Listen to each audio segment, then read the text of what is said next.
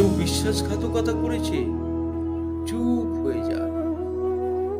কেউ অপমান করেছে, চুপ হয়ে যান।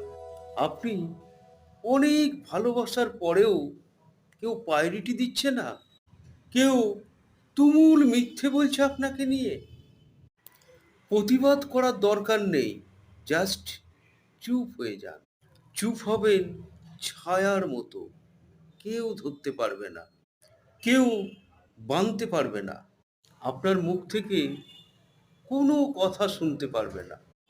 কিন্তু জানেন, দিন শেষে বিজয়টা আপনার।